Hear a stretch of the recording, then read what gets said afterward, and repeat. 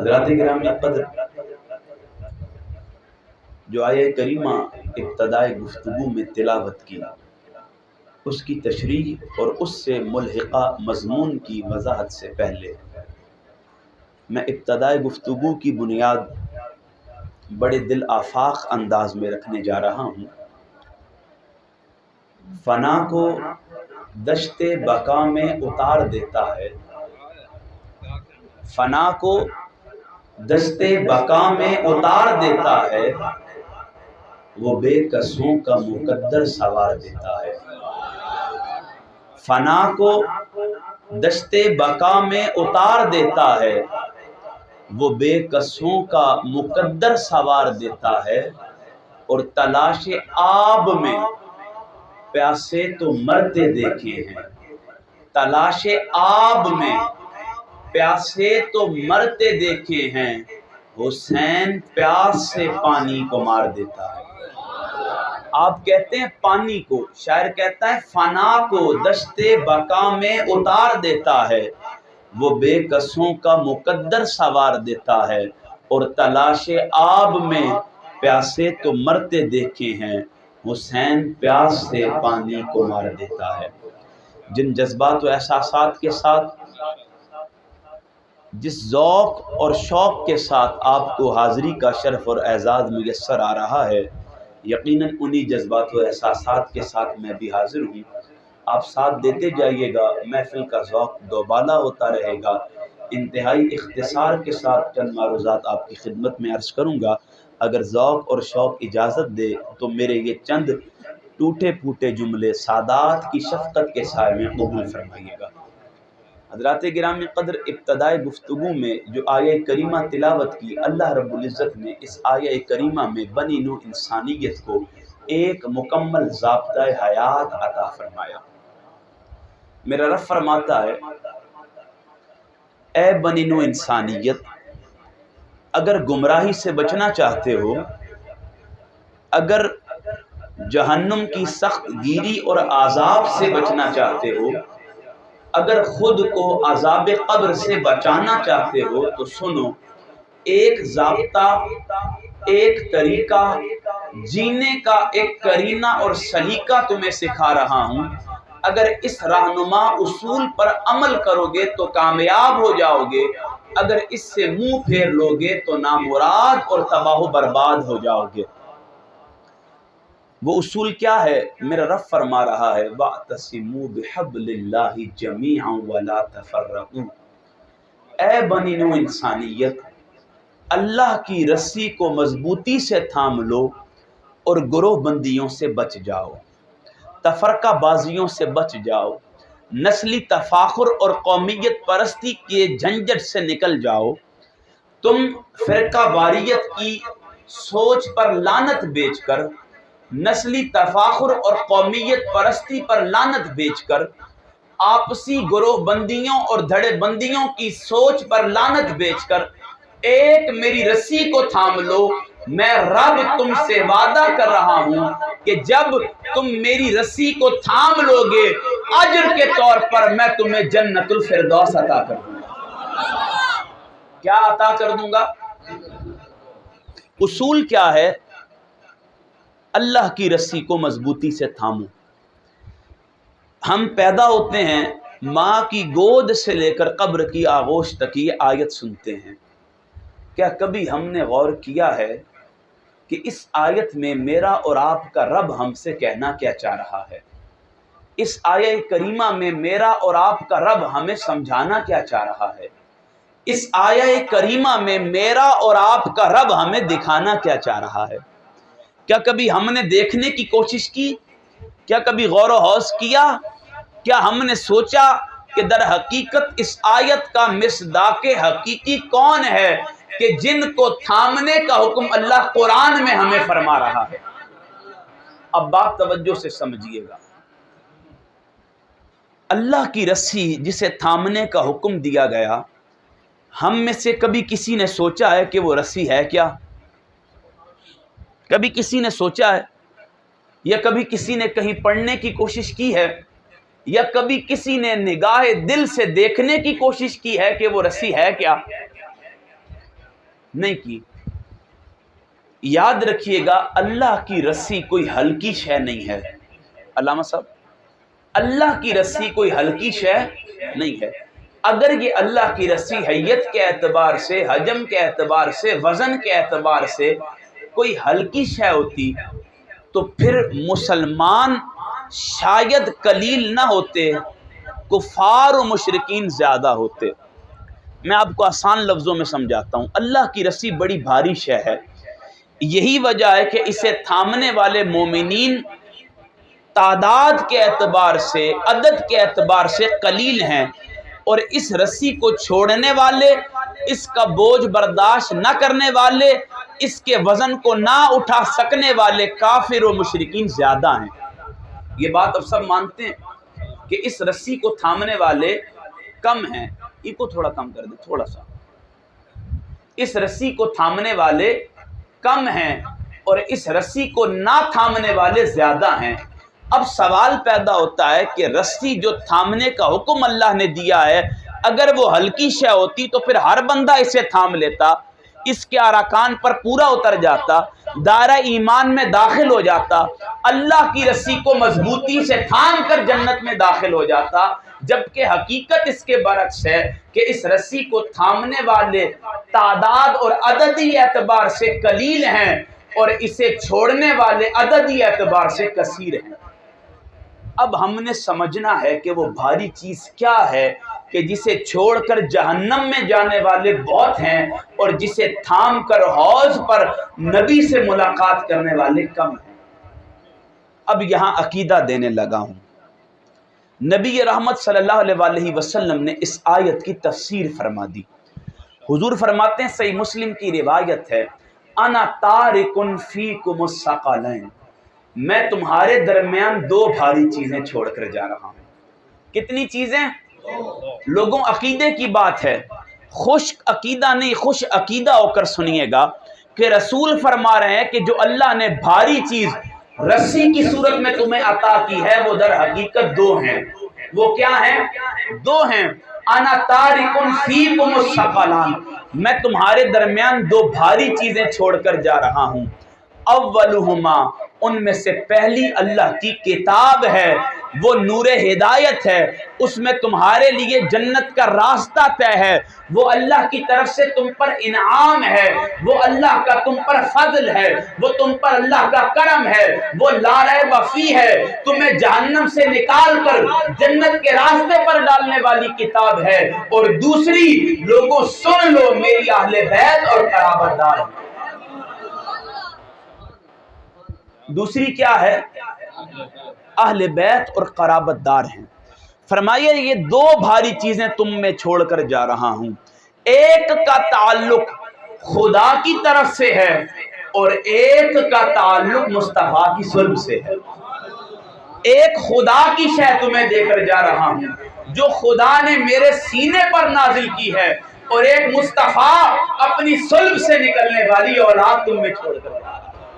فرما رہے ہیں لن تضلوا بعدی، اگر میرے بعد گمراہی سے بچنا چاہتے ہو، اگر میرے بعد شرک سے بچنا چاہتے ہو، اگر میرے بعد دلالت و اندھیرے سے بچنا چاہتے ہو، تو تم پر لازم ہے ان دو چیزوں کو مضبوطی سے تھام لینا۔ اگر تم کتاب اللہ اور میری اہل بیت کے دامن کو مضبوطی سے تھام لو گے تو میں مصطفیٰ تمہیں ضمانت دے رہا ہوں، لن تضلوا بعدی، تم میرے بعد کبھی گمراہ نہیں ہوگے۔ وہاں رب کہہ رہا ہے جو میری رسی کو مضبوطی سے تھام لے گا کبھی گمراہ نہیں ہوگا، اور یہاں مصطفیٰ فرما رہے ہیں وہ رسی دو بھاری چیزوں کی صورت میں تم میں چھوڑ کر جا رہا ہوں، اگر ان دو چیزوں کو تھام لو گے تو مصطفیٰ رب کی ضمانت پر مہر ثبت کرتے ہوئے تمہیں یہ گواہی اور وعدہ دے کر جا رہا ہے کہ قیامت تک کبھی گمراہ نہیں ہوگے اگر کتاب اللہ اور میری آل کے دامن سے وابستہ ہو جاؤ گے۔ اتنی بات سب کو سمجھ آ گئی کہ اللہ کے نبی نے کتنی چیزیں چھوڑی؟ بھاری چیزیں کتنی چھوڑی؟ ایک اور دوسری۔ اللہ کی کتاب پر کسی کا کوئی جھگڑا نہیں ہے۔ زمین جائیداد کا کوئی مسئلہ؟ کتاب اللہ پر سب کا اتفاق ہے، ساروں کا ایمان ہے کہ یہ لا ریب فیہ ہے، اس میں شک کی گنجائش بھی کفر ہے، بے ایمانی ہے، ایمان سے خارج کر دینے والی ہے۔ اقبال فرماتے ہیں کتاب زندہ قرآن حکیم، حکمت اولا یزال است و قدیم۔ کتاب اللہ یہ وہ لازوال کتاب ہے جس کا فلسفہ کبھی فرسودہ نہیں ہوا، جس کی فکر کبھی پرانی نہیں ہوئی، یہ ہر دور کے تقاضوں سے ہم آہنگ جدید اور مزین کتاب ہے کہ اس کتاب کو تھامنے والا کسی بھی زمانے سے تعلق رکھتا ہو، جب وہ کتاب اللہ کو تھام لیتا ہے تو اللہ دنیا میں بھی کامیاب کرتا ہے، آخرت میں بھی سرخرو فرما دیتا ہے۔ تو کتاب اللہ پر کسی کا جھگڑا۔ اب جو دوسری بھاری چیز تھی وہ کیا تھی؟ اب سوال پیدا ہوتا ہے کہ اہل بیت ہے کیا؟ سوال پیدا ہوتا ہے کہ اہل بیت ہے کیا؟ نبی رحمت صلی اللہ علیہ وسلم کی بارگاہ اقدس میں اہل بیت اطہار کے متعلق سوال کیا گیا۔ حضور نے فرمایا سنو، میری اہل بیت کی مثال سفینہ نوح کی طرح ہے۔ اہل بیت کیا ہے پہلے یہ سمجھیے گا۔ میری اہل بیت کی مثال سفینہ نوح کی طرح ہے کہ جس طرح نوح علیہ السلام نے ایک کشتی بنائی۔ مسند احمد کی روایت ہے، امام احمد بن حنبل اپنی صحیح میں اسے لے کر آئے۔ حضور فرما رہے ہیں کہ جس طرح نوح علیہ السلام نے ایک کشتی بنائی، امت کو اس کشتی میں داخل ہونے کا حکم دیا، اللہ نے پیغام عام جاری کر دیا کہ اے نوح اگر کوئی ہدایت چاہتا ہے، اے نوح اگر کوئی گمراہی سے بچنا چاہتا ہے، اے نوح اگر کوئی جنت میں داخلہ چاہتا ہے تو شرط فقط یہ ہے کہ تیری کشتی میں سوار ہو جائے۔ جو بندہ تیری کشتی میں سوار ہو جائے گا میں رب بدلے میں اسے جنت عطا کر دوں گا، اسے گمراہی سے بچا لوں گا، اسے ہدایت کے راستے پر ڈالتے ہوئے جنت عطا کر دوں گا، نوح جو تیری کشتی میں سوار ہو جائے گا۔ اب مصطفیٰ کریم فرما رہے ہیں لوگوں سنو، میری اہل بیت کی مثال سفینہ نوح کی طرح ہے، جو اس کشتی میں کشتی اہل بیت میں سوار ہو جائے گا، فمن راکبہ جو بندہ بھی قیامت تک میرے قرابت داروں کی کشتی میں سوار ہو جائے گا، میں مصطفیٰ ضمانت دے رہا ہوں نجات۔ وہ بندہ اگر گمراہی میں بھی ہوا، اگر اندھیرے میں بھی ہوا، اگر ظلمت قدوں میں بھی ہوا، اگر ظلمت کو چھوڑ کر میری اہل بیت کی کشتی میں سوار ہو گیا، مصطفیٰ ضمانت دے رہا ہے کہ اللہ اسے نجات عطا کر دے گا۔ نعرہ رسالت، نعرہ تحقیق، نعرہ حیدری، حسینیت، حسینیت، یزیدیت، نعرہ حیدری۔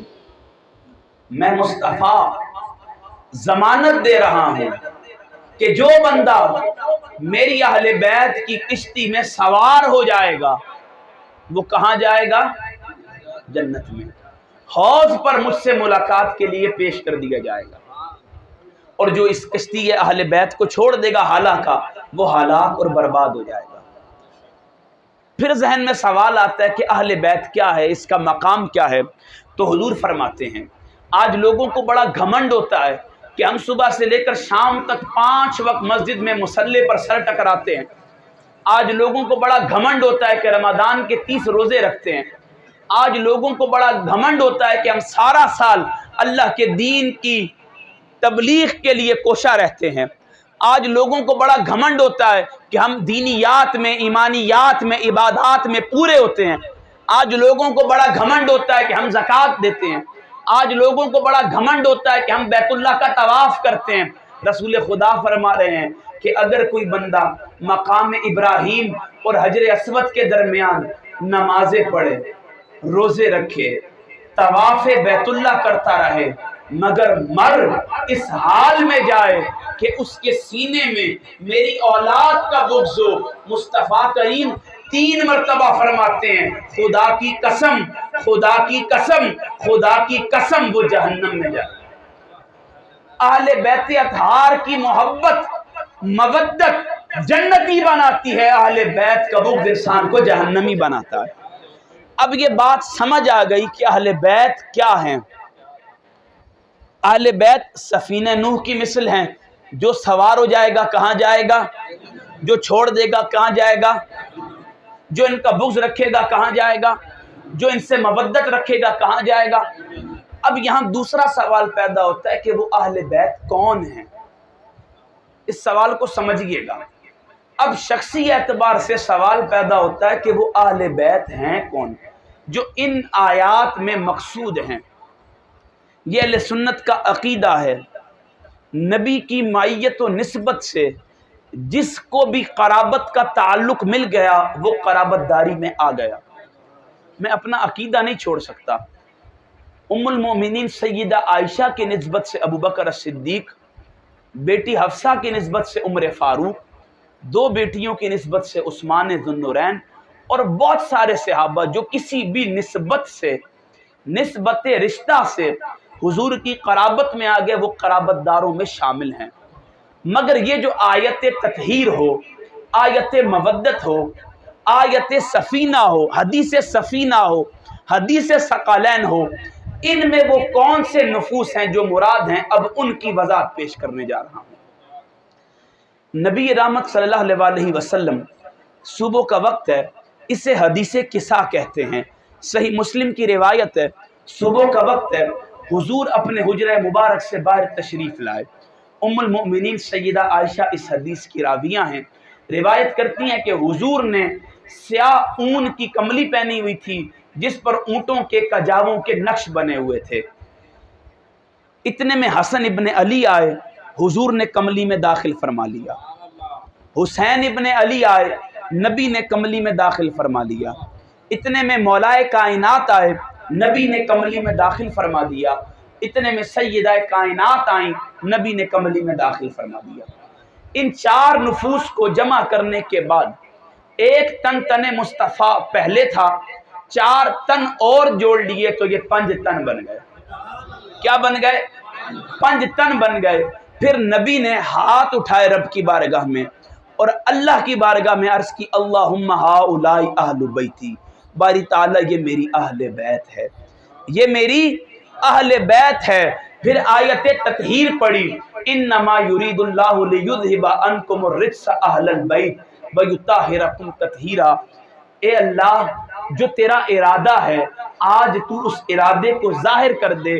رب فرماتا ہے، اے میرے نبی، اپنے امتیوں کو میرا پیغام سنا دے کہ تیرے رب کا ارادہ ہے کہ جو تیرے ساتھ موجود ہیں انہیں ایسا پاک کر دے، ایسا طاہر اور مطہر کر دے، انہیں ایسا صاف اور پاکیزہ کر دے کہ اگر کوئی بندہ اپنی زندگی غلاظتوں میں گزار کر آئے، اگر کوئی بندہ اپنی زندگی گناہوں میں گزار کر آئے، اگر کوئی بندہ اپنی زندگی میری نافرمانی میں گزار کر آئے، اگر کوئی بندہ اپنی زندگی میری ذات سے دوری کے راستے پر گزار کر آئے، اگر کوئی بندہ ساری عمر مجھ سے دور رہے، غلاظت میں پڑا رہے، گندگی میں پڑا رہے، مرتے وقت تیری اس مقدس آل کے دامن سے وابستہ ہو جائے، اسے خوشخبری سنا دے کہ جو اس آل کے دامن سے جڑ جائے گا، رب ان کے دامن سے جڑنے کی برکت سے اسے بھی پاک کر دے گا۔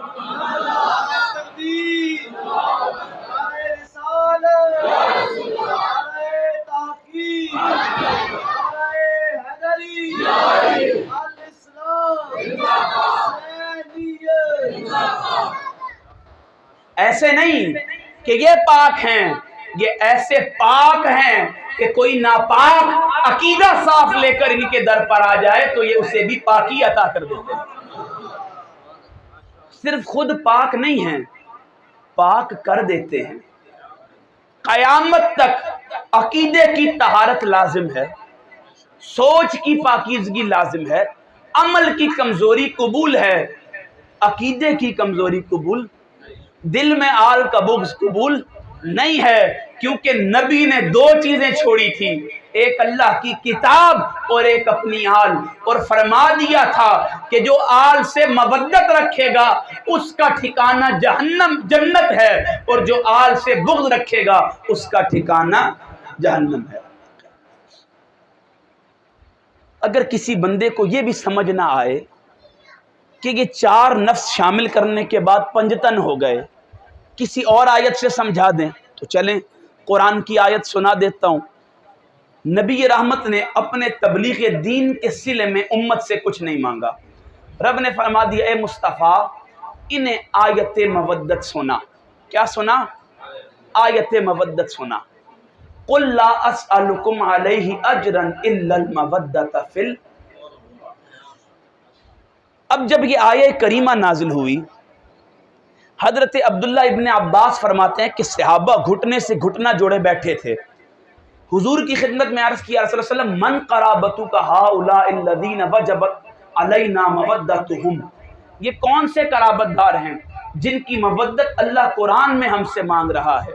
نبی نے فرمایا سنو، ہوا فاطمہ، وہ فاطمہ ہیں، وعلی، وہ علی ہیں، وابناہما، ان کے بیٹے حسن اور حسین ہیں۔ رب ذوالجلال کے محبوب نبی اپنی اہل بیت کو ایلیبوریٹ کر رہے ہیں، واضح کر رہے ہیں، بیان کر رہے ہیں کہ قیامت تک کسی کے ذہن میں کوئی ابہام نہ باقی رہ جائے، کوئی شک اور شبہ باقی نہ رہ جائے کہ آیت تطہیر یا آیت مودت میں مراد کون ہے۔ نبی فرما رہے ہیں کہ اللہ نے آیت مودت اتاری، ادھر آیت مودت اتری، ادھر صحابہ آ گئے، نبی نے قیامت تک کے لیے مسئلہ حل کر دیا۔ فرمایا سنو، اس آیت کا حقیقی مصداق علی ہے۔ کون ہے؟ فاطمہ ہے۔ کون ہے؟ حسن ہے۔ کون ہے؟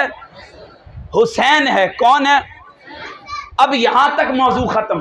اب سوال پیدا ہوتا ہے علی کیا ہے، اب سوال پیدا ہوتا ہے فاطمہ کیا ہے، اب سوال پیدا ہوتا ہے حسن کیا ہے، اب سوال پیدا ہوتا ہے حسین کیا ہے۔ میں انتہائی اختصار کے ساتھ ایک ایک حدیث ان کی شان میں سنا دیتا ہوں۔ حضرات گرامی قدر، علی مسجد نبوی میں حضور کی بارگاہ میں حاضر ہیں، صحابہ بیٹھے ہیں، صحابہ کے بیچ منافقین بیٹھے ہیں۔ کون بیٹھے ہیں؟ یہ جو منافقین تھے نا، یہ مولا علی کا بڑا بغض رکھتے تھے۔ کتنا بڑا؟ یہ بڑے وثوق سے بات کر رہا ہوں، یہ بڑا بغض رکھتے تھے اور رسول ان کا بغض دیکھتے تھے۔ رسول نے فرمایا سنو، علی کا بغض رکھتے ہو، سن لو، علی انت اخی فی الدنیا والآخرہ، تو دنیا اور آخرت میں میرا بھائی ہے، اس کا بغض نہیں رکھو۔ پھر دیکھا کسی نے بغض رکھا، پھر حضور نے فرمایا صرف بھائی نہیں ہے، ابن عمی، میرے چچا کا بیٹا بھی ہے۔ پھر بغض رکھا، سنو، انا مدینۃ العلم، اللہ نے مجھے علم شہر نبوت بنایا ہے، وَعَلِيٌّ بَابُهَا، علی کو میرے علم شہر نبوت کا دروازہ بنایا ہے، اور جس بندے نے بھی میرے شہر علم نبوت میں آنا ہو اس کے لیے لازم ہے کہ دروازے سے آئے۔ پھر دیکھا بغض رکھتے تھے، پھر نبی نے نکیل باندھی، آخری حد۔ حضور نے فرمایا صحیح مسلم کی 240 نمبر حدیث، نبی نے علی کا ہاتھ پکڑا، فرمایا سنو، علی کیا ہے، قیامت تک کے لیے مسئلہ حل کر رہا ہوں۔ فرما دیا سن لو اے علی، ان لا یحبنی الا مؤمن ولا یبغضنی الا منافق، کہ اے علی سن لے، صبح قیامت تک سوائے مومن کے کوئی تجھ سے محبت نہیں کرے گا، اور سوائے منافق کے کوئی تیرا بغض نہیں رکھے گا۔ بات عقیدے کی بڑے دھیان سے سنیے گا، نبی نے یہ خطاب کہاں کیا؟ صحابہ کی مجلس میں۔ کہاں کیا؟ صحابہ کی مجلس میں۔ اب صحابہ جو تھے وہ تو جانتے تھے کہ علی اخی رسول ہے، صحابہ تو جانتے تھے کہ علی نبی کی بطول بیٹی فاطمہ کا شوہر ہے، صحابہ تو جانتے تھے کہ علی جنتی نوجوانوں کے سردار کا والد ہے، صحابہ تو جانتے تھے کہ علی جنتی عورتوں کی سردار سیدۃ النساء العالمین کا شوہر ہے، صحابہ تو جانتے تھے کہ علی تاجدار حل عطا ہے، علی مراد کل کفا ہے، علی سخاوت کا سمندر ہے، علی شجاعت کا غضنفر ہے، علی باب مدینۃ العلم ہے۔ صحابہ تو یہ ساری باتیں جانتے تھے، پھر نبی نے کیوں فرمایا؟ وجہ یہ تھی کہ نبی نور نبوت سے دیکھ رہے تھے کہ قیامت تک ایک طبقہ ایسا ہوگا جو علی کا بغض اپنے سینے میں رکھے گا، اور امت ان کی داڑیاں دیکھے گی، امت ان کی نمازیں دیکھے گی، امت ان کا طواف دیکھے گی، امت ان کی زیارت کرے گی، امت ان کا حج دیکھے گی، امت ان کے اعمال ظاہریہ دیکھے گی۔ تو مصطفیٰ نے قیامت تک کے لیے راستہ امت کو عطا کر دیا کہ اے میری امت، نمازیں نہ دیکھنا، حج و زکوٰۃ نہ دیکھنا، روزے نہ دیکھنا، نوافل اور عبادات نہ دیکھنا، فقط یہ دیکھ لینا کہ علی کی محبت رکھتا ہے یا بغض رکھتا ہے۔ اگر سینے میں علی کی محبت ہو تو سمجھ لینا مومن ہے، علی کا بغض ہو تو سمجھ لینا منافق ہے۔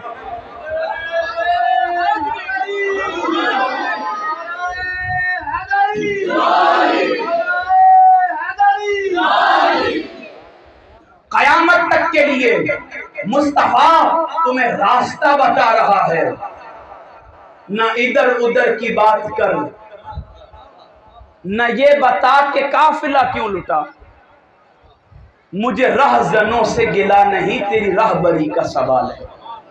تو اس منبر سے یہ بات کرنے میں کوئی قباحت نہیں ہے کہ مصطفیٰ کریم نے داڑھی کو ایمان نہیں کہا، مصطفیٰ کریم نے سجدے کی طوالت کو ایمان نہیں کہا، مصطفیٰ کریم نے رات کی ریاضت کو ایمان نہیں کہا، مصطفیٰ کریم نے علی کی محبت کو ایمان کہا، اور قیامت تک کے لیے قاعدہ دے دیا، اگر دل میں حب آل بیت ہے تو مومن ہے، نہیں تو منافق ہے۔ حسنین کریمین اور سیدہ فاطمہ کی شان میں ایک ہی حدیث دیکھیں، میں بے ربط گفتگو کرنے کا عادی ہوں، بے ربط گفتگو ہم سے ہوتی نہیں ہے۔ میں نے آپ کو سب سے پہلے کیا بتایا کہ اللہ کی رسی کو مضبوطی سے پکڑو۔ وہ رسی دو چیزیں تھی، رسول نے بیان کر دیا کہ وہ اللہ کی کتاب تھی اور النبی کی اولاد تھی، اہل بیت تھی۔ اللہ کی کتاب پر جھگڑا نہیں تھا، اس لیے متفقہ چیز کو چھیڑا نہیں جاتا۔ آل پر جھگڑا تھا، اس کی وضاحت کر دی کہ نبی نے فرما دیا جو میری آل اور قرابت داروں کا بغض سینے میں رکھے گا رب نے جہنم دے دی، جو میری آل اطہار کا مودت محبت ادب اپنے سینے میں رکھے گا، حوض پر مجھ سے ملاقات کرے گا اور بدلے میں جنت پائے گا۔ اب سوال پیدا ہوا کہ وہ آل کیا ہے؟ آل میں نبی نے فرما دیا علی، فاطمہ، حسن اور حسین۔ علی کیا ہے بتا دیا کہ نبی نے علی کی محبت کو ایمان کہا، علی کے بغض کو نفاق کہا، منافقت کہا۔ اب فاطمہ کیا ہے؟ ایک حدیث، صرف بخاری کی ایک حدیث سناؤں گا، بہت کم لوگوں نے سنی ہوگی، سر جھکا کر سیدہ کائنات کی بارگاہ میں اپنی حاضری پیش کیجیے گا۔ فاطمہ کیا ہے یہ بتانے جا رہا ہوں۔ نبی رحمت مسجد نبوی میں نماز پڑھ رہے ہیں، کیا پڑھ رہے ہیں؟ عقبہ بن ابی معیط، ابو جہل بن ہشام، امیہ بن خلف، عقبہ بن ربیہ اور چند عرب کے جہالا سردار وہ کھڑے ہیں، باہم مشورہ کر رہے ہیں کہ کس طرح رسول اللہ کو تکلیف دیں۔ ابو جہل کہتا ہے وہ اونٹ کٹا ہے، جاؤ اس کی اوجڑی اٹھا کر لاؤ۔ توجہ سے بچوں سے لے کر بڑے تک یہ حدیث بڑے غور سے سنیے گا، آپ میں سے اکثریت نے نہیں سنی ہوگی، یا سنی ہے تو سیدہ کائنات کا نام نامی آ رہا ہے، ادب سے سنیے گا۔ اس حدیث سے بڑی شان میں نہیں سمجھتا کہ سیدہ کائنات کی کوئی ہونے والی ہے. یہ میرا ایمان ہے، سمجھیے گا. حضور سجدے میں ہیں، یہ 4 سے 5 سرداران قریش اونٹ کی اوجڑی لے کر آتے ہیں اور نبی کی مبارک پشت پر رکھ دیتے ہیں. کہاں رکھتے ہیں؟ پشت پر. شدت بوجھ سے حضور سجدے سے سر نہیں اٹھا پاتے. حضور کوشش کرتے ہیں، بتقاضۂ بشری شدت بوجھ کے سبب سر نہیں اٹھا پاتے، تو وہ کھڑے ہنسنے لگتے ہیں. کسی پر کوئی پاکیزہ چیز رکھ دی جائے حالت نماز میں تو نماز پہلے ہے، اس کا ادب بعد میں ہے. یہ فقط حسین ہیں کہ جو نبی کی پشت پر آ جائیں تو شریعت کھڑی رہتی ہے، حسین بیٹھے رہتے ہیں. اس کے علاوہ کوئی چیز نبی کی پشت پر رہ نہیں سکتی. اب اوجڑی نبی کی پشت پر رکھی ہے، شدت بوجھ سے حضور سر نہیں اٹھا پا رہے. وہ قریش کے سردار ہنستے ہیں، زور زور سے نبی کا مذاق اڑاتے ہیں. وہ نبی کا مذاق اڑاتے ہیں، اتنے میں نبی کی بطول بیٹی فاطمہ دوڑ کر آتی ہے. آتے ساتھ ہی اپنے بابا سے اوجڑی کو اٹھاتی ہیں، اپنے بابا کے کپڑوں کو صاف کرتی ہیں، امام الانبیاء کے جسم اقدس سے غلاظت کو دور کرتی ہیں. چشمان مقدس سے آنسو جاری ہیں. قربان جاؤں، یہ وہی نبی ہے. ذی المجاز کی منڈی ہے، طائف کے بازار ہیں، عکاس کا میلہ ہے، کفار گالیاں دے رہے ہیں، تانا زنی کر رہے ہیں. طائف کے بازار میں گلے میں رسی ڈال کر اوباش لڑکے سڑکوں پر پھیرا رہے ہیں، نبی کے مبارک نالین پر سنگ باری کر رہے ہیں. فرشتہ حاضر ہے، یا رسول اللہ دعا کیجئے، آپ کے ہاتھ اٹھیں گے، یہ پہاڑ ان میں ملا دوں گا، یہ تباہ و برباد ہو جائیں گے، قیامت تک کے لیے یہ عبرت کا نشان بن جائیں گے. لیکن قربان جاؤں، مصطفیٰ کریم تکلیف برداشت کر رہے ہیں، مصطفیٰ کریم پتھر برداشت کر رہے ہیں، مصطفیٰ کریم تانے برداشت کر رہے ہیں، مصطفیٰ کریم طائف کی گلیوں میں اپنی مبارک گردن پر رسیاں برداشت کر رہے ہیں، مگر بد دعا نہیں دے رہے، مگر بد دعا نہیں دے رہے. خدا کی عزت کی قسم، احد کے میدان میں نبی کا مبارک دندان شہید ہوا، نبی نے بد دعا نہیں دی. نبی کا چچا سید الشہداء امیر حمزہ شہید ہوا، نبی نے بد دعا نہیں دی. کلیجہ چبایا گیا، بد دعا نہیں دی. جب تک ظلم ستم اپنی جان پر آتا رہا، مصطفیٰ کریم مسکرا کر برداشت کرتے رہے. لیکن جب نبی نے فاطمہ کی آنکھ میں آنسو دیکھے، ہاتھ اٹھا لیے، اللہم علیکہ ملا بن قریش، اے اللہ آج بات فاطمہ کی آئی ہے، مصطفیٰ تیری بارگاہ میں التجا کرتا ہے کہ اہل قریش میں سے ابو جہل کو برباد کر دے، عقبہ بن ابی معیط کو برباد کر دے، امیہ بن خلف کو برباد کر دے. باری تعالی جب تک بات مصطفیٰ کی تھی لب چپ تھے، بات فاطمہ کی آئی، اب تب تک مصطفیٰ ہاتھ نیچے نہیں کرے گا جب تک ان کو ہلاک اور برباد نہیں کر دیتا.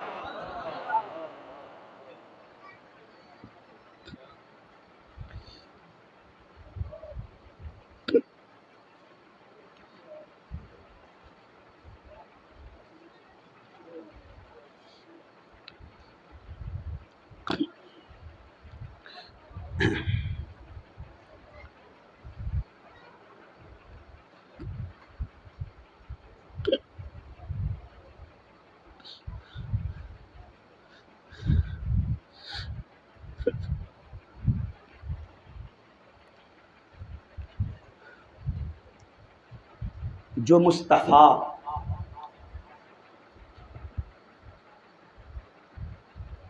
اپنی بیٹی فاطمہ کا رونا نہ دیکھ سکے، اپنی وجہ سے کربلا میں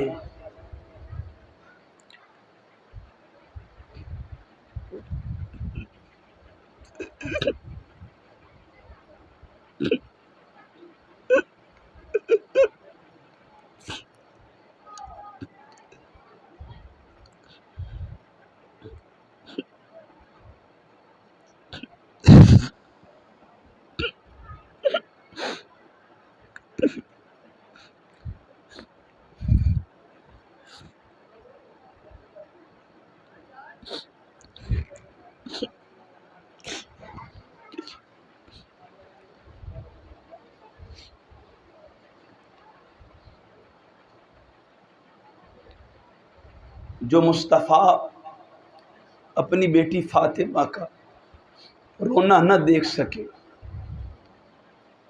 ساری عمر شیب ابی طالب میں میرے کریم آقا نے کیسے بخوزی، طائف کے بازاروں میں حضور نے کیسے تبلیغ کی، سب کچھ مصطفیٰ کریم نے اپنی ذات پر رب کی رضا کے لیے برداشت کر دیا۔ لیکن جب بات فاطمہ کی آئی تو مصطفیٰ کریم برداشت، ابھی 50 برس نہیں ہوئے تھے، مصطفیٰ فرما رہے ہیں اللہ کی رسی میرے سینے پر اترنے والی کتاب ہے، میری صلب سے نکلنے والی اولاد ہے۔ لوگوں، اگر گمراہی سے بچنا چاہتے ہو، لن تضلوا بعدی، میرے بعد کبھی گمراہ نہیں ہوگے اگر ان دو چیزوں کو تھام لو، اللہ کی کتاب کو اور میری اولاد کو۔ ابھی رسول خدا کو 50 برس نہیں ہوئے تھے کہ نبی جس لب کو چوما کرتے تھے، جس حسن کو زبان چسایا کرتے تھے، 3 مرتبہ حسن کو زہر دیا۔ جس حسین کو نبی اپنے کاندھے پر سوار کرواتے تھے اور عمر فاروق فرماتے تھے واہ واہ حسین کیا سواری پائی ہے، تو مصطفیٰ عمر تو سواری دیکھتا ہے، سوار نہیں دیکھتا، تو سواری دیکھتا ہے، سوار نہیں دیکھتا۔ ذرا غور تو کر کہ یہ وہ حسین ہے، رب نے پیغام بر بھیجا تھا اور مجھے بتایا تھا کہ اے نبی یہ حسین جو آپ کے کندھے پر سواری کرتا ہے، رب نے اسے جنت کا بادشاہ بنایا۔ نعرہ رسالت، نعرہ تحقیق، نعرہ غوثیہ، نعرہ حیدری۔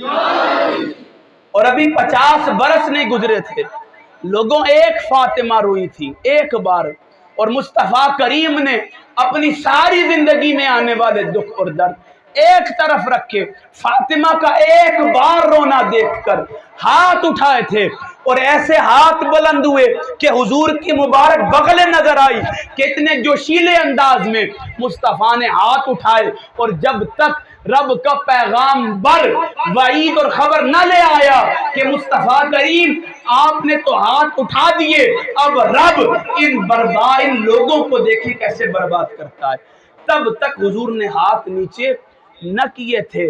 فاطمہ ایک بار اپنے بابا کے جسم اتھر پر غلاظت دیکھ کر روئی تھی، تو جب سوچے نہ کہ امت نے حسن کو شہید کر دیا، امت نے اپنے نبی کے وارثان جنت میں سے حسین کے لخت جگر اور شہزادے علی اصغر کو شہید کر دیا، علی اکبر کو شہید کر دیا، شہزادہ قاسم کو شہید کر دیا، غازی عباس علمدار کو شہید کر دیا۔ جب کوئی بھی نہیں بچا تو حسین کا سر کٹوا دیا، سر نیزے پہ سجا دیا، آنکھ بند کر رکھ قرآن اپنے سر پہ، اور وہ حدیث نبی کی یاد کر کہ جب فاطمہ اپنے بابا کے جسم پر غلاظت نہ دیکھ سکی تھی تو پھر حسین کا ننگا بدن جو ریگزار کربلا میں گھوڑوں کی زد میں تھا اور سر نیزے پہ تھا، فاطمہ نے کیسے برداشت کیا؟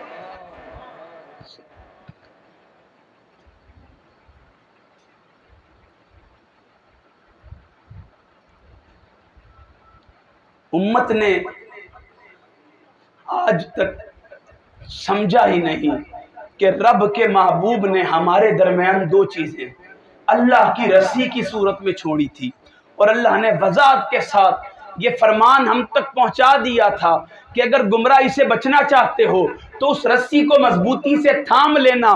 مصطفیٰ نے ضمانت دے دی تھی کہ اگر اس رسی کو کتاب اللہ اور میری اہل بیت اور اطرت کو تھام لو گے کبھی گمراہ نہیں ہوگے۔ لیکن امت نے نہ قرآن سے وفا کی نہ نبی کے خاندان سے وفا کی۔ لیکن حسین تھے نا، امام سیوطی نے کیا لکھا ہے، نہ امت نے، شاہ جی جملہ بڑا پیارا دینے لگا ہوں، نہ امت نے قرآن سے وفا کی نہ نبی کے خاندان سے وفا کی، مگر قربان جاؤں حسین نبی کے خاندان سے تھے، حسین نبی کا خاندان تھے۔ نبی نے فرمایا تھا حسین سبتم من الاسباط، حسین میرے قبیلوں میں سے ایک قبیلہ ہے، حسین میرا خاندان ہے۔ امت نے نہ قرآن سے وفا کی نہ نبی کے خاندان سے وفا کی۔ حسین نبی کا خاندان ہے، حسین زندگی میں اپنے نانا سے وفا کر رہا ہے، مرنے کے بعد نیزے پر قرآن کی تلاوت کر کے قرآن سے وفا کر رہا ہے۔ نعرہ تکبیر، نعرہ رسالت، نعرہ تحقیق، نعرہ حیدری، الاسلام، حسینیت، حسینیت۔ حسین جب تک زندہ ہے نانے سے وفا کر رہا ہے، اور جب شہید ہو رہا ہے تو نانے پر اترنے والی قرآن سے وفا کر رہا ہے۔ امت نے نہ قرآن سے وفا کی نہ نبی کے خاندان سے وفا کی۔ حضرات گرامی قدر، سنانے کو بہت ساری باتیں سنا سکتا ہوں، لیکن مزید وقت مناسب نہیں ہے آپ کا لینا۔ لیکن ایک حدیث میں سنانے کے لیے بڑا بے صبر رہتا ہوں اور ہمیشہ سناتا ہوں۔ شاہ جی وہ میری زبان سے 20 مرتبہ سن چکے ہیں اور آپ نے 20 مرتبہ سنی ہے، لیکن اس حدیث میں آج کی گفتگو کا نتیجہ اور نچوڑ دینے لگا ہوں۔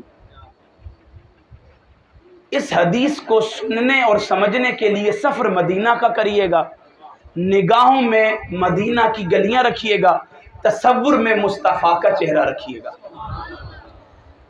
حضرت ابو یعلا عامری حدیث کے راوی ہیں، آپ فرماتے ہیں کہ ایک صحابی رسول حاضر ہوئے، عرض کیا رسول اللہ علیہ وسلم ہمارے گھر دعوت قبول فرمائیے۔ حضور نے دعوت قبول کی، حضور چل پڑے، صحابہ حضور کے پیچھے ہیں، سامنے صحابہ کا گھر ہے جنہوں نے دعوت کی ہے، صاحب خانہ گیٹ پر کھڑے استقبال کے لیے حضور کے لیے آنکھیں فرشراہ کیے بیٹھے ہیں۔ حضور چل رہے ہیں، ایک مقام آیا، حدیث کے الفاظ ہیں فَاسْتَمْ صَلَى رسول اللہ صلی اللہ علیہ وسلم کے رسول کھڑے ہو گئے۔ کیا ہو گئے؟ کیا دیکھتے ہیں کہ کچھ بچے کھیل رہے ہیں۔ حسین مع غلمان یلعبوا، حسین بھی ان بچوں میں کھیل رہے ہیں، حسین بھی ان بچوں میں کھیل رہے ہیں۔ بس نبی نے ارادہ کیا کہ وہ حسین کو پکڑیں۔ کیا ارادہ کیا؟ حسین کو اپنے نانا کے ارادے کی خبر ہو گئی تو حسین نے دائیں اور بائیں بھاگنا شروع کر دیا۔ حدیث کے الفاظ ہیں فَتَفِقَّ الصَّبِيُّ يَفِرُّ ہا ہنا مرہ و ہا ہنا مرہ، کہ حسین نے کبھی دائیں اور بائیں بھاگنا شروع کر دیا۔ بس سنیں، جب حسین نے دائیں اور بائیں بھاگنا شروع کیا، مصطفیٰ نے بھی حسین کے پیچھے دائیں اور بائیں بھاگنا شروع کر دیا۔ حسین دائیں جاتے، مصطفیٰ بھی دائیں جاتے، حسین بائیں جاتے، مصطفیٰ بھی بائیں جاتے۔ حسین کے پیچھے کون ہے؟ مصطفیٰ، مصطفیٰ کریم حسین کے پیچھے بھاگ کر امت کو ایک پیغام دے رہے ہیں کہ سنو، حسین جس سمت جا رہا ہو تم نے اس کے پیچھے چلنا نہیں ہے، دوڑنا ہے۔ کیا کرنا ہے؟ دوڑنا ہے۔ نبی بتا رہے ہیں حسین جس سمت جاتے ہیں مصطفیٰ اس سمت جاتے ہیں۔ حسین دائیں جاتے ہیں، مصطفیٰ دائیں جاتے ہیں۔ حسین بائیں جاتے ہیں، مصطفیٰ بائیں جاتے ہیں۔ حضور دائیں اور بائیں جا کر امت کو پیغام دے رہے تھے کہ اے میری امت، قیامت تک تمہیں سلیقہ کرینہ جینے کا طریقہ بتا رہا ہوں کہ اگر ہدایت چاہتے ہو تو یہ نہیں دیکھنا لوگ کدھر جاتے ہیں، یہ نہیں دیکھنا زمانہ کدھر جاتا ہے، یہ نہیں دیکھنا علاقہ کدھر جاتا ہے، لوگ کدھر جاتے ہیں، پیر کدھر جاتے ہیں، علماء کدھر جاتے ہیں۔ تم نے یہ نہیں دیکھنا کہ لوگ کدھر جاتے ہیں، تم نے یہ دیکھنا ہے حسین کدھر جاتا ہے۔ تم نے کیا دیکھنا ہے؟ سن لو، لوگ جہاں جاتے ہیں جائیں، تم نے فقط یہ دیکھنا ہے حسین کدھر جاتا ہے، بس جدھر حسین جاتا ہے تمہیں حکم ہے تم نے ادھر جانا، اور چلتے ہوئے نہیں جانا، باتیں کرتے ہوئے نہیں جانا۔ مصطفیٰ دوڑ کر یہ پیغام دے رہا ہے، دوڑتے ہوئے جانے۔ فَتَفِكَّ الصَّبِيُّ يَفِرُّ ہَا هُنَا مَرَّةً وَہَا هُنَا مَرَّةً، جدھر جدھر حسین جاتے تھے ادھر ادھر مصطفیٰ جاتے تھے۔ پھر ایک وقت آیا، اچھا ایک یہاں حدیث کا جملہ ہے، الفاظ ہیں فَجَعَلَ رَسُولِ اللَّهِ صلی اللہ علیہ وسلم يُضَاحِكُهُ، کہ رسول نے حسین کو ہنسانا شروع کر دیا۔ کیا کرنا شروع کر دیا؟ ہنسانا۔ بڑی توجہ سے دیکھیں نا، ہم جس لجپال کا ذکر کر رہے ہیں اس لجپال گھرانے کی نبی کی بطول بیٹی شہزادی کونین کی چکی چلتی ہے تو امت کو خوراک ملتی ہے، اس میں کسی کو شک تو نہیں ہے نا؟ یہ جو ساری دنیا میں بٹ رہا ہے تیرے گھر کا اناج زہرا۔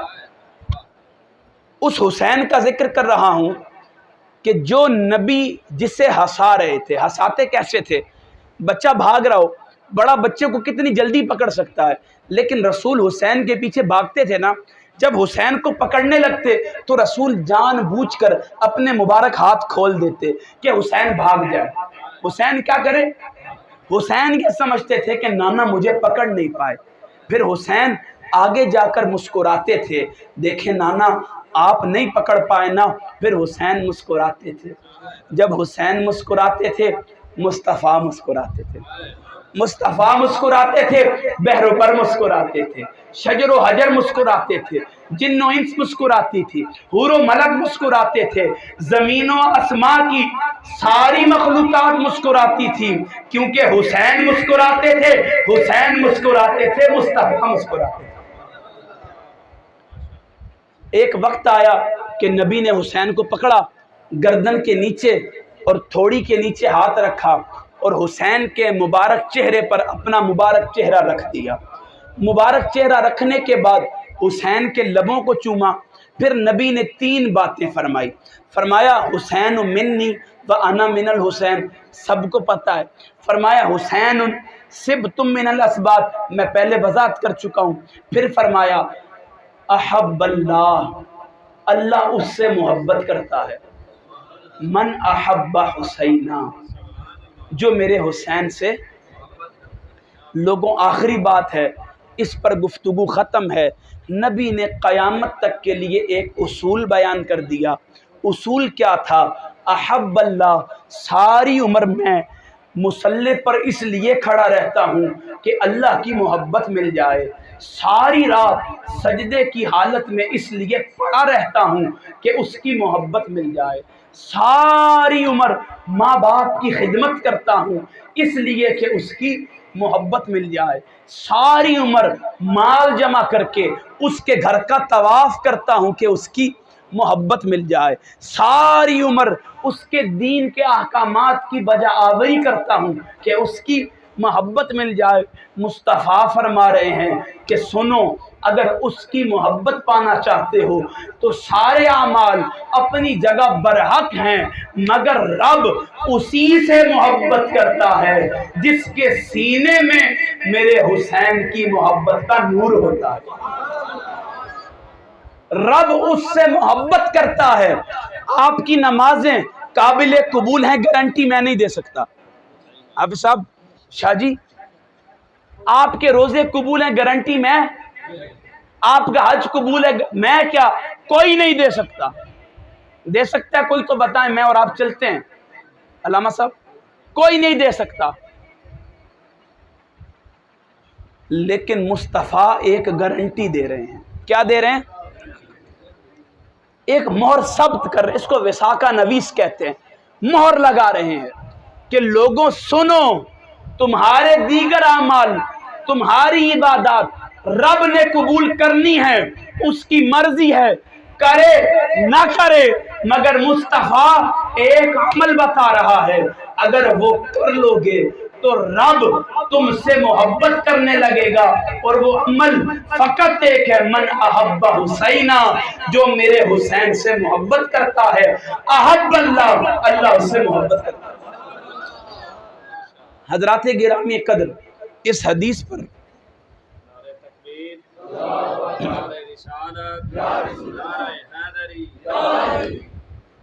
پر اپنی گفتگو ختم کر رہا ہوں کہ نبی نے ہمیں حکم فرما دیا، اللہ کی کتاب اور میری اہل بیت، ان کے ساتھ جو بندہ اپنا دامن مراد وابستہ کر لے گا، مصطفیٰ کریم نے مہر ضمانت ثبت کر دی ہے، لن تضلوا بعدی، قیامت تک گمراہ نہیں ہو سکتا۔ آج کا یہ پیغام، آج کی یہ عظیم الشان محفل ہمیں پیغام فقط یہ دے رہی ہے کہ لوگوں اپنی زندگیوں کے رخ بدلو، اپنی زندگیوں کے رخ بدلو، اور حقیقی منہج جو کتاب اللہ اور سنت رسول کا ہے اس پر آ جاؤ، اور وہ منہج فقط یہ ہے کہ اپنے دل میں نبی کی آل کی مودت رکھو اور نبی کے اصحاب کی محبت رکھو۔ جو بندہ بھی اس منہج پر آ جائے گا، رب کردگار کا اس سے وعدہ ہے، وَاعْتَصِمُوا بِحَبْلِ اللَّهِ جَمِيعًا وَلَا تَفَرَّقُوا، جو اس رسی کو مضبوطی سے تھام لے گا قیامت تک کبھی گمراہ نہیں ہوگا، اور قیامت کے بعد رب روز حشر میں اسے اپنی بارگاہ میں سرخرو فرما دے گا۔ حضرات گرامی قدر، دور حاضر فتنوں کا دور ہے۔ اس دور میں اگر کوئی بندہ خانوادہ نبوت کے در اقدس سے وابستگی کی بات کرتا ہے تو فتووں سے وہ بھی نہیں بچتا، صحابہ کرام کی محبت کی بات کرتا ہے تو فتووں سے وہ بھی نہیں بچتا۔ ہم محبت والے لوگ ہیں، محبت دیتے ہیں، اور ہمارا ایمان اور نظریہ یہی ہے کہ جو بندہ بھی نبی کی آل اور اصحاب کی مودت و محبت سینے میں رکھ لیتا ہے، نبی رحمت صلی اللہ علیہ وسلم قیامت کے دن اسے دیکھیں گے نہیں، دیکھ کر، پہچان کر، پکڑ کر جہنم سے نکال کر جنت میں داخل کر۔ اللہ پاک ہمیں عمل کی توفیق عطا فرمائے، اللہ کی رسی قرآن اور آل کے دامن سے وابستگی عطا فرمائے، اہل بیت اطہار کی مودت اپنے سینے میں راسخ کرنے کی ہمت اور توفیق عطا فرمائے۔ میں آخر میں علامہ